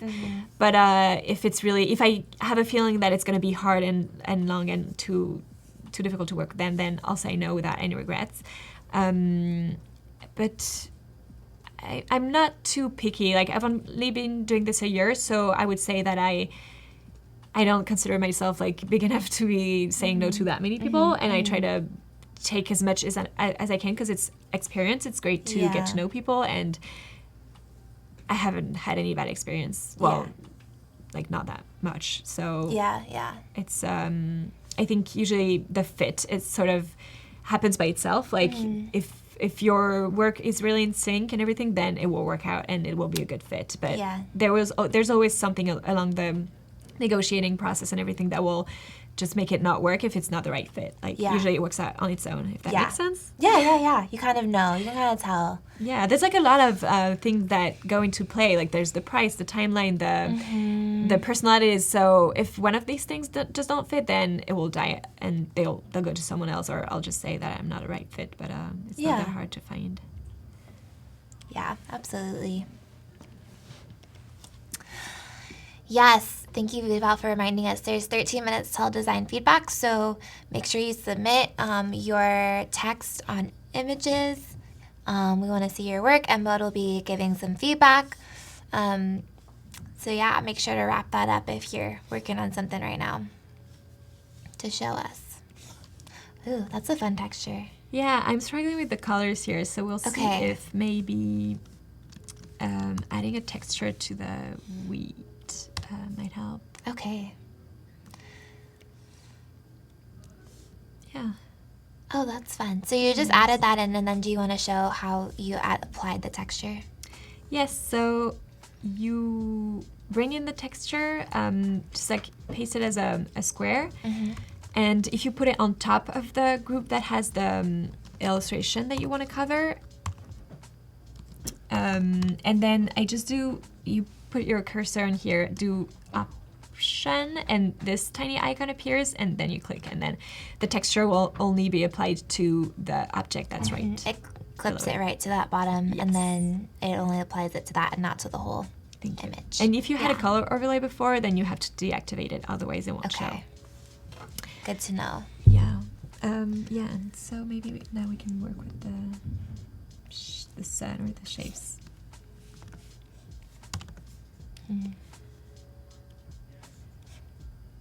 Ooh, I like that. I like that. They say bright yellow. Well, no, not orange because it's too close to this. I love the wheat going over the sun like that. I think that would be really beautiful. Yeah.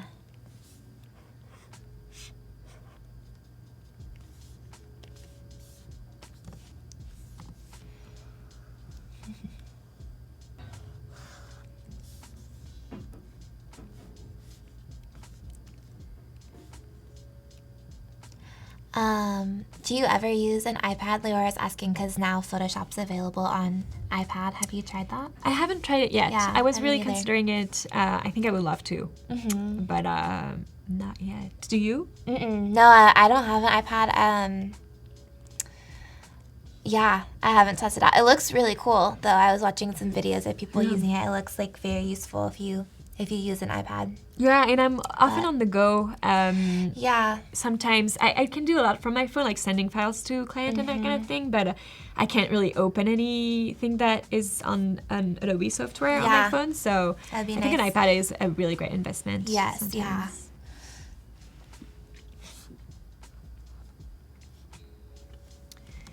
So yes, Paloma says Harvest Moon vibes. Yeah. It feels like that. It's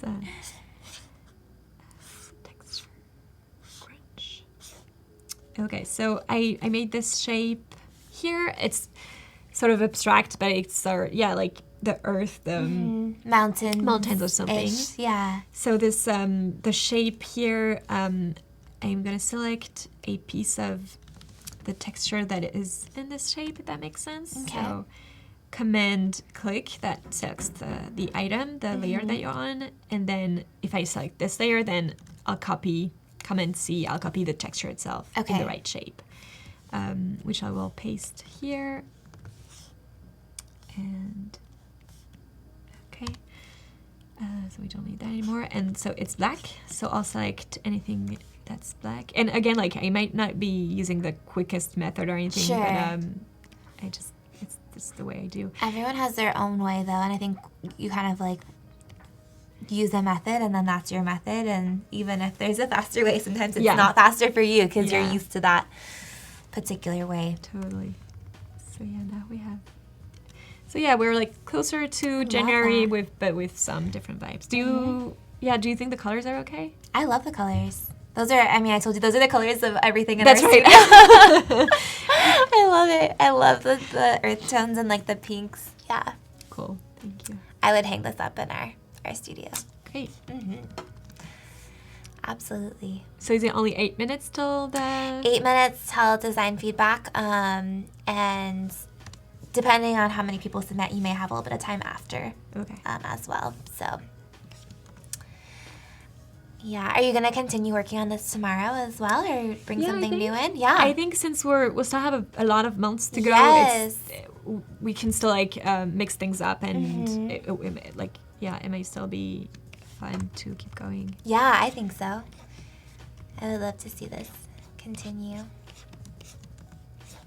Okay, I'm gonna replicate this layout on October. Okay.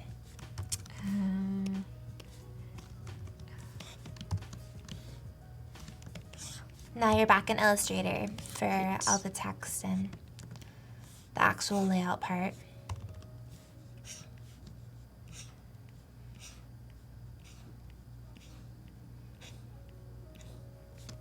Getting rid of all those squares.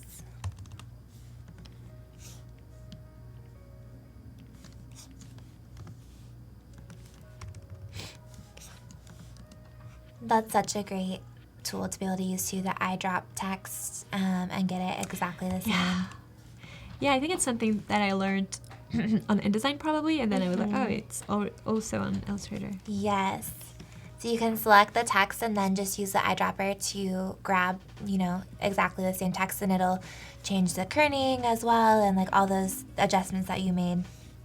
Yep. If you've changed the color, it'll grab that as well and just apply it directly to whatever text you have selected. And it's the shortcut. Oh, actually, I'm just gonna copy paste these guys and copy paste at the same place. It's Shift Command. No, if I'm thinking too much, then okay, it's Shift Command V. Shift Command V to copy and paste something exactly the same on the other artboard that you have. All those little shortcuts that you learn, they save so much time. Yeah. So I'm gonna try align my rows to what I had for January. Oops.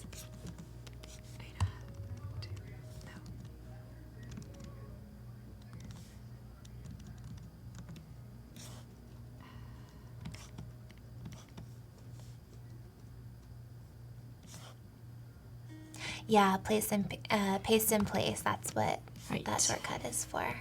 Do you miss this? Very helpful. Especially a project like this where you need everything to be the same. Yeah, 12-month. Can't make any mistakes. No.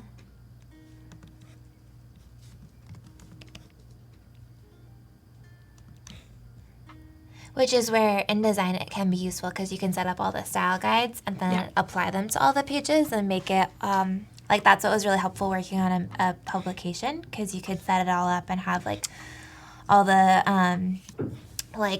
page numbers or all those things like hit at the same spots, which is really helpful. But then there's other things that are less flexible. So pros and cons. Yeah.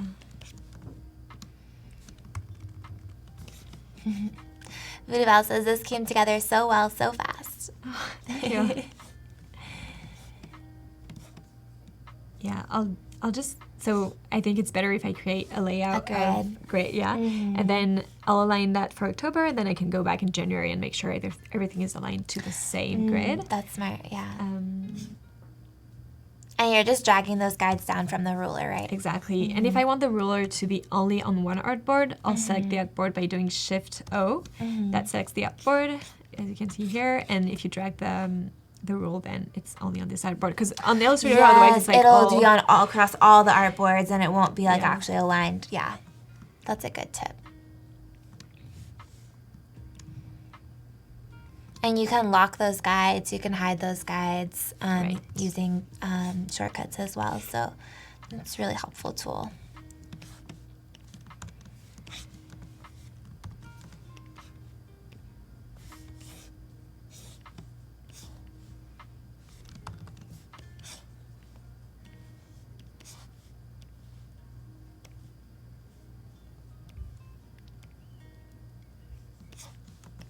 Denise says, I love this October calendar.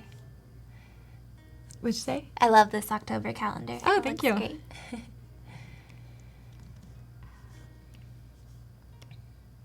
So yeah, if you have your design feedback, your challenges ready to go, make sure you upload them so that Mode can give some feedback. You have just a couple more minutes to get those in and submit. We would love to see what you guys create.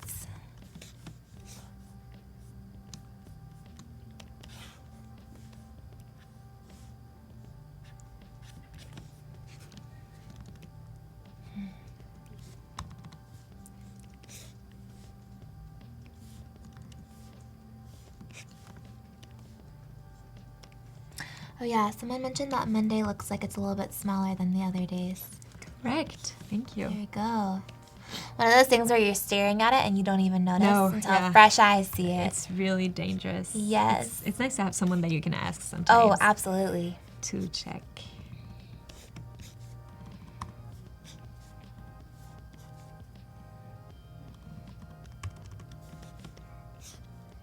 Perfect. I think like aligning things is one of the most satisfying. Right. To see it all like come together and so perfectly aligned.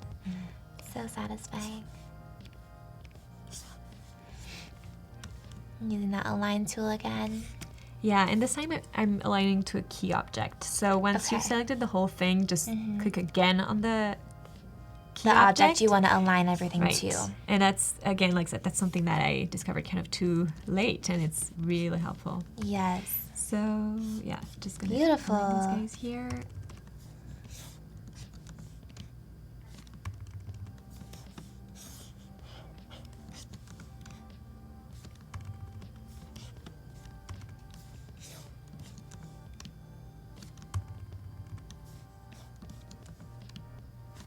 Perfect. Columbus Day.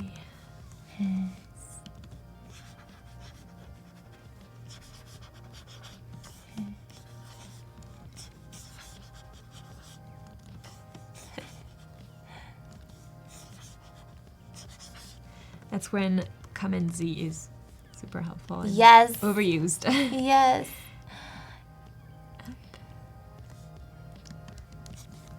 Oh, Tima says you could also use Alt and click to select objects to align to.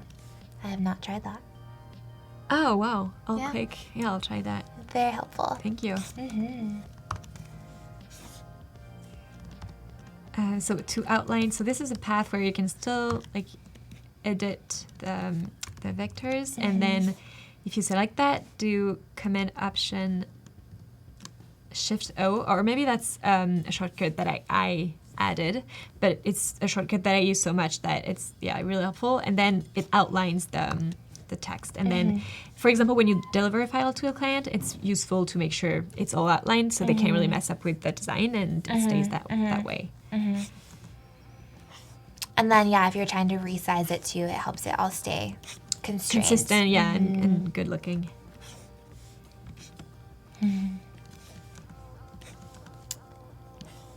Oops. Oh, wow. Selected too many things. Perfect. And we're gonna grab the same color as January. Yeah, Raphael's asking if it'd be better to use InDesign to do this job, and you could definitely do this in InDesign too. Yeah. Yeah, I think it's super important to use the right software. Like, InDesign is really good at typography and book editing and edition in general. So if you have many pages. Yeah. Like, I would not design a book on Illustrator. Yes, especially that's where the style guides come really in handy. Yeah, because then you can make sure it's all like exactly the same. Yeah, you can't really work without that. So, but like this is still like a playful thing. So I'm doing Illustrator, but yeah, I could definitely do InDesign. Okay, well, it is time for design feedback, so we're going to jump over to Discord really quick and give some feedback here. And so the challenge for today was to add text to a photo. If you missed the tutorial for that, you can see Terry go over how to do this. You can watch the replay from this morning. And you can still submit later, and people can still give you feedback as well. So it's a really useful tool if you're looking for some helpful feedback for your work. So here's our first one. See if I can zoom in a little bit for you. It was a good idea to mask the part of the photo behind the text. And so, like, they had, what was the guideline? Did they have to use that specific text, or? I think they can use whatever text they would like. I think it's more just like, how can you incorporate it into a photo? Yeah, it's interesting that they stick to the horizon. Yeah, whenever you do a design, I think it's nice to sort of analyze what rules and lines are already in the photo and so this line adapt your right design to here. that. Yeah, that's cool. Using that. Yeah. And there's also some editing on the photo itself. Yeah, like the colors are really bright and the sea is looking good. Yeah, it looks great. Okay. Oh, okay. The top one is my first try, the bottom one's the second go. Okay. So first try, and this is the second one. Oops. Nice. Feel free to use my mouse too if you need to point to anything. Yeah. Oh, that's fine. That's in Ontario? Oh, no. Sorry, it's in Michigan? Oh, Michigan. Anyway, it's a beautiful landscape. Yeah, it's beautiful. Yeah, I think it's interesting here also they did a calligraphy typeface. It's super helpful to make it more personal and fun. I think when I use a calligraphy typeface, it's also nice sometimes to mix it with a more, how do you say, like simple type, like maybe for these words right to sort here. of balance it out. I think it's interesting. But like, yeah, in this case, I like how you can really see the texture behind the text. It's still it's not super, like the photo itself, it's pretty dark, and the text on the right edge is kind of dark too. So maybe you want to brighten either the background so the text pops up more. But I guess this is probably enough. But yeah, it's like laying out text on photos. I remember my type teacher back in school saying, if you have to use shadows behind, like any artifacts to make the text pop on the photo, then maybe you're not using the right photo, or like you wanna keep things simple. So I think this one and the one right before was a good example. Like they really laid out the text on an area of the photo where you can where it's legible. So that's really interesting. Yeah, it works much better than if you put the text right here. It would be a lot harder to see. So yeah, and like clients, when you work for a client, it's so important for them that you can see everything, like the logo, very the clearly. all text, that read very easily. So yeah, that's nice as well. Do we have how many? Do you know how many we have to see? I'm not sure. Maybe just well. a few. Yeah. Cool. Okay. Cool. So again, like the text is laid out on the good area of the photo, maybe except for the bay.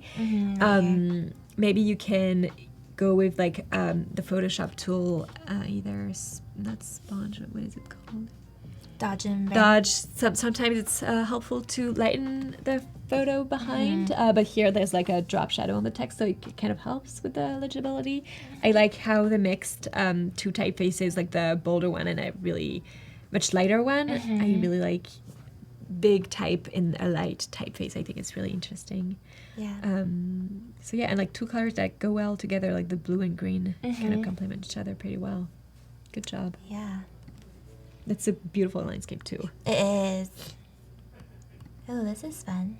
That's so cool. Yeah. That's very pretty, and I like you saw. I think it's nice when the text really interacts with the, and especially when it's nature. It's like these pine trees are so cool, and it's right enough that breathe is still legible, but it still interacts in a very nice way. It helps that the letters really are very like bold that. too, because then they're really blocky and they kind of like, it's very legible. Yeah, and if they were very thin, it would be harder to read. Absolutely, and it's so cool that I think I love like laying out white text on a photo. I think it looks more designed, and or what they did before, where like they put texture into the letters. I think it's nice that, you know, like black text on an image or something, it looks really dark, and I was interested with like this is very refreshing and cool, and like breathe and white work well together, I guess.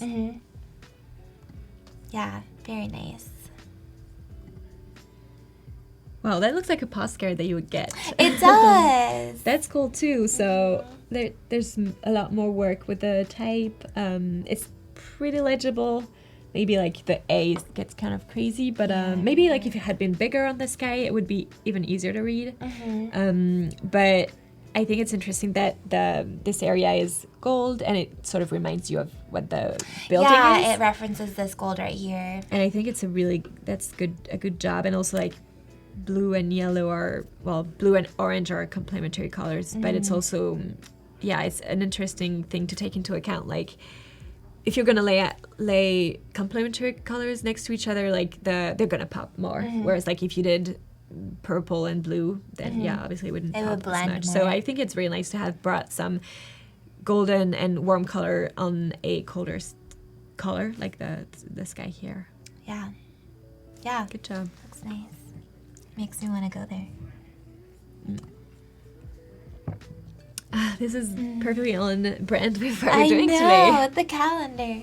So yeah, that's fun too. I think what feels like it could have been designed more here is that the texture inside the letters is exactly what we see below. So if you had like maybe moved the photo around a little bit more, it would have been even more interesting. If it was like more filled in with the leaves or something, like if all the text was leaves, that could be kind of fun. Yeah, that would be fun. But it's cool too, like bold typeface. Go for it. That's fine.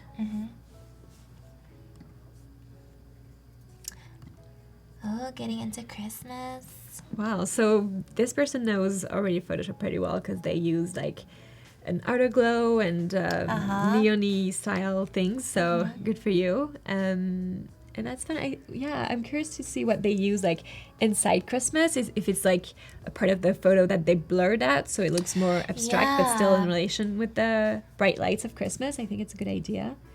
I would have put decorations a bit smaller, or like so it feels more. It's kind of competing. Compact. Yeah, exactly. With the Christmas and decorations are kind of competing with each other. Yeah, that's something that is so important when you do type hierarchy, to not have two texts like really competing with each other.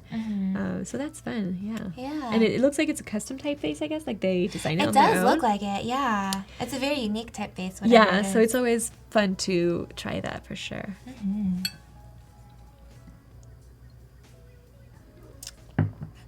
Oh, that's my home. Fun. Yes. Oh, there's a few different versions of these. So 3 different ways.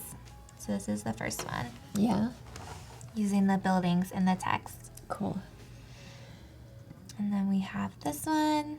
Looks like. Oh yeah. So that's more of the sky, so it's less legible. So it's a good thing. Right here is a little harder to read, and then this one. That's just pretty fun. That's very New York, like the yellow taxi. Yes. Yeah. Obviously, I feel like the first one is the most legible. Oops, sorry. That's okay. No. Yeah, which one further. is? Yeah, that one is the most legible. I would definitely go with this one. Yeah, it's you could have put like city and New York like in the same texture. It's fun too. But yeah, I think it's the layout. I think is pretty nice. Like you did put the type on the right place of the photo, so that's cool. And I mean. Yeah, you can see that it's New York like pretty quick. Yes. But yeah, like the bricks and the texture of the building is something that's so specific to New York that I think it's a good idea to have used that for the typeface. So yeah, good job. And like the type itself kind of makes me think of the signage, like the road signage of New York. Like it's like these, I guess all over America, it's like pretty bold lowercase type that I think is really cool, and it's similar to that. So it's a fun idea. Yeah, looks good. Okay, I think this is our first one. Our last one. That's cool too. Like yeah, that's really fun. I love how you played with the size of the letters so that they fit perfectly. Maybe the white isn't super legible in like this bright blue, but it still works pretty well. Yeah, maybe you could burn this back here to make it like a little bit darker. Yeah, obviously I think you don't want to ruin the photo, which is very pretty, like too. But or maybe like Explore could have been even bigger and like take up the whole width of the bridge. But it's really it's a very fun job. I wonder where that is. It's like Grand Canyon or something. Yeah, it almost looks like Grand Canyon maybe. I'm not sure, but it's really beautiful. Yeah. That's fun. I like that like Explore's like kind of peeking through, like it is exploring, you know, or you're gonna go through there and explore, so that's fun. Yeah, you guys, and it's fun. Like I feel like the bottom of the letter is kind of masked by the rock, but above it's sort of like still continues. So it's a good use of depth and layers, I guess. Yeah. Which is interesting. Yeah. So cool. Very fun. Well, thank you guys for submitting. There's going to be an XD Daily Creative Challenge right after this if you're interested in learning about XD and kind of getting feedback on that. And then there'll be another Photoshop Daily Creative Challenge tomorrow at 9 Pacific time. So make sure that you tune into that and submit tomorrow because Node will be offering even more feedback. Yeah. Yeah. Well, we have a few more minutes if you want to jump back to the calendar for the last little bit of our stream today. Yeah, and yeah, we'll see what we continue doing tomorrow. Mm-hmm. Yeah, so we're gonna write Halloween, so it fits the. Oh yes, Halloween. America's favorite holiday. It's so funny how people get so. What were you for Halloween this year? What was I? I didn't really dress up. It's my friend's birthday, so we went out to dinner and then went to her apartment. I wore a panda. I have a panda onesie, so it's really comfy and it's warm. So I just wore that, but yeah, that's such a good idea. Not very creative this year. Did you dress up? Not this year, no. Yeah. No, me neither. But yeah, I think it's fun. It is fun. It is fun. Yeah. We get a lot of trick-or-treaters in my neighborhood, so I wasn't at my house this year, but it's fun when I am. I get to see all the little kids and all their fun costumes. Yeah, I've never had. I live in a building, so I guess there's not a lot of trick-or-treaters, but it is fun though. If you guys have any more questions for Mode, as we wrap up the stream, we have a few more minutes, so make sure to ask if you have questions about her work or her process or freelancing, any kind of design questions. Get them in while you can. And make sure to go follow her on Instagram too. It's Mode Passini. And I think Fudaval had a link in there earlier. Maybe she'll drop. There we go. It's pulled up here. So make sure to go follow her. You can see. Yeah, come say hi. Yes, say hi. Yeah, we can get started with the next month, I guess. Okay. Which were so we've done winter, fall. Maybe we can do summer, yeah. Yeah. So yeah. Fudaval says I want to buy this calendar. Me too. Oh. Me too. Good to know. You should make it available. Yeah. I'll try. I mean, I would have to finish it by the end of the year. Yes. It's kind of tight. Let's aim for that, but we'll see. It is hard. That's the hard part when you start getting a lot of clients, and then you have to focus on that, and you can't always do all the fun projects that you want. Yeah, but like I said, sometimes taking time to do that it's really important. Yes. Sarah was asking if you have breakfast to start the day or just coffee. I definitely have breakfast. I don't do coffee though. I only drink tea. Yes. All day long. My friends made a lot of fun of me for that. Tea obsessed. But yeah, no, I definitely have breakfast. I take time to cook in the morning, and it's what do you whole cook? meal. I do acai bowls in the summer. For winter, I do more like oatmeal or overnight oats, which is like something that I've discovered when I moved to America, and I'm so grateful for that. Yes, it makes it so easy. Right. Just wake up and it's there. Yeah, it's so good. So for summer, I think. Oh, I love that. Oh, yeah. wow. Beautiful color palette. I think I want to bring in some green or some green for summer because it's like the leaves are so bright. That seashells glass is are really so cute. Beautiful. Yeah, the shells. Oh, shells would be really fun because that could be kind of geometric to tie in. Yeah, we should try. Blue is still here, but I think green is better. Yes. And these guys, I liked the green cutouts. here. Yes. Yeah.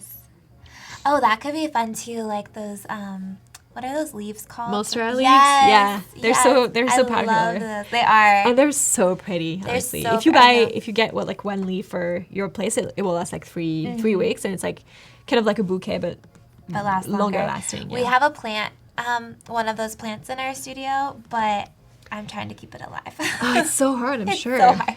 Yeah, I only have a few plants. It's so hard. We have a lot of plants, but we have a lot because they die, and then I just buy new ones, and so. Yeah. Do you have a big studio? It's not too big, but it's nice because it's our office too. So we have our photo studio, we have our office, and it's semi-divided, so it's not fully divided, but there is like a little bit of division, so it's kind of nice. Yeah. Two little separate, but it's not too big. It's pretty little. But it works for us for now. Yeah, but I assume you need room to like keep your props and all your. I know we're running out of room for all of that, and so I keep rearranging our shelves to try to fit more props. Because yeah. every shoot, you know, you get new things, and we don't keep everything every shoot, but it does add up. So yeah, for my sure. dream is to have a studio someday where I have a full prop room, like a whole room that's props, and I could build things in there and all of that. But yeah, that sounds fun. someday. So you're doing June now. Yes. Yeah, I think it's a good. Well, it's not really It's a good- summer. It's only summer, but I like that month. The beginning of summer. Yeah. And it's a short word. It's nice. Yes, that is true.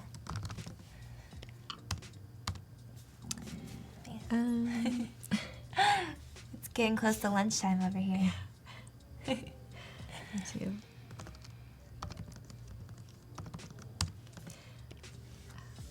So yeah, I think I want to do like some brighter green leaves and some, what do we say? Some seashells. So Yes. I'll do like a light. Oh, I think I can do light green background because we already have blue for January. So let's do green for now. Sharon is asking, what size document do I need to open to design a field notebook? I think it depends on what kind of, like, you could design a notebook any size you want. Yeah. It could be big, it could be small. Yeah. So like something like that, I would say it's probably, I don't know actually. It's not a half. I was going to say it's a half letter US letter, but it's not. Yeah. I like this size. I would, like most of my notebooks are like half US letter, which I think is an amazing size. So Yeah. I recommend Yeah, that. Depends like what size you draw, how you're going to use it basically. And if it's nice if it's small enough to go in your bag. Yeah, very easy to carry around. Yeah, I think I would love to create like a seashell that feels like a stamp. But Oh, yeah. I'll see what I can do. That would be really fun. Maybe very textured. Yeah. You kind of like that loose texture, so it looks like it was stamped. Let's see, I'll get a reference. So I'm using images for reference. I'm not actually using the image, so I don't need to find one that is free of rights. But obviously, if you were use gonna any use image, that. I buy everything. And Yeah, that's where Adobe Stock comes in handy. Can buy a Totally. lot of- yes, so we have a question. Is it a custom brush that you're using or a default Photoshop brush, and what's the name of it? So, yes, for the month. So yeah, like I said, it's a brush that's called Wet Charcoal from Kyle. I think if you Google Kyle Photoshop brushes, you'll find it immediately. Yeah. And somebody said that it's now available on Adobe. NCC, yeah, Creative Cloud. So, But you can create your own. So like I said, I haven't done it in a while, but so these are all my brushes. Most of them I've bought, but I've maybe created a few like this one. I don't remember the process exactly, but it's like a tool that's available on Photoshop. Like you'll draw something and then you'll bring it into the brush. And you window. can set all the settings. So if you want it to like shift, or you can kind of customize it. Exactly. Yeah, there was a stream maybe 2 months ago, a little while back, with Hank Washington, and he showed all how to like create brushes and all of that. And there's a lot of streams with brushes. So if you guys are interested, make sure to watch replays of those if you want to learn how to create your own.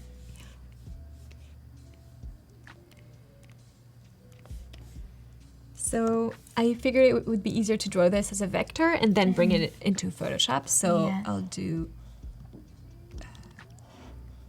Okay, so here my brush is smoothed out and I want it to be accurate to my hands, Tim so says I'll you do can that. download the Kyle brushes via the brush manager, no extra cost included in your Creative Cloud. Creative Cloud there's so much available. Yeah, it's and there's really amazing. there's no stock photos and there's so many typefaces, right? Yeah, the type. I love Adobe fonts is super useful. Yeah, they really have cool things from cool foundries. Yeah, they do. They're really good quality.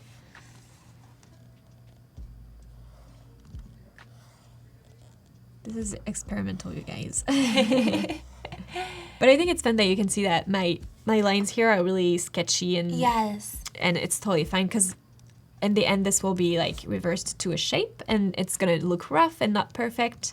So it's cool. Yeah, and that's okay. That's Yeah. kind of your intention behind it. It doesn't have to be perfect. Yeah, like in Photoshop and Illustrator offers such a huge range of styles and shapes. It's really good. Yeah. Ew.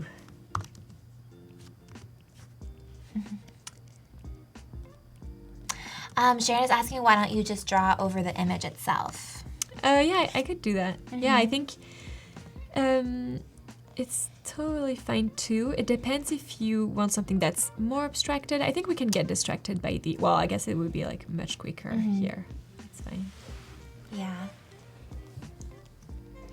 Yeah, I think you can do that. It just depends on like The rendering that you want. how you want it to look.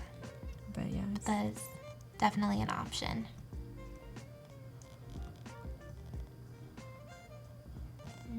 cool. Well, I was gonna just take this and reflect it, but I think it's gonna look too fake and symmetrical, Okay. so I'll just draw the Just whole draw part. it again. That is really helpful too, though. If you want it to be very symmetrical, you can just copy and then reflect Yeah. the shapes that you made, and it'll be perfectly symmetrical.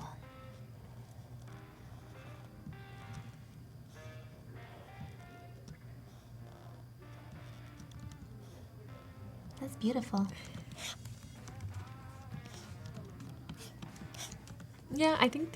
That does look like a stamp. Yeah, right. Yeah. I think there's just too many. I think I'll just make it a bit simpler if I can. Yeah, yeah.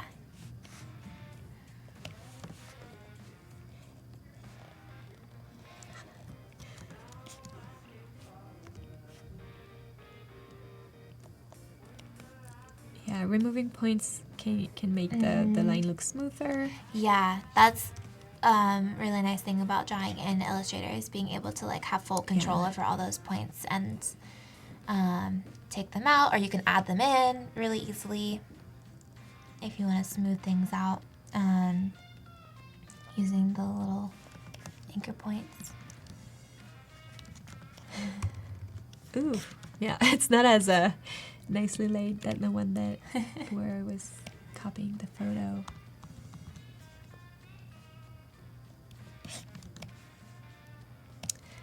Yeah, I'm not sure. It's it looks definitely like more a abstract, Yeah. but like I think that could be really fun too. We'll see if it looks like an actual shell once Okay. it's Once it's copied. So you're doing transform and reflect too. yeah, and I feel like Reflect the there's probably a shortcut for that, which I would not love to know, but I haven't. I always like do the full Yeah, manual me thing. too. You do? Yeah.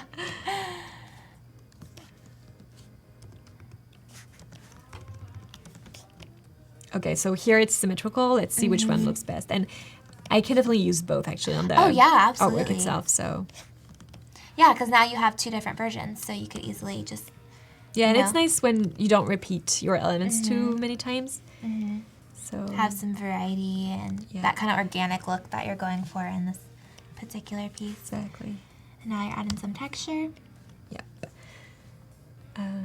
And also a good thing to know is if you save your texture as a bitmap, then you can just import into Illustrator and change the color in Illustrator, Yeah. which is will save Very you a lot helpful. of time. Yeah.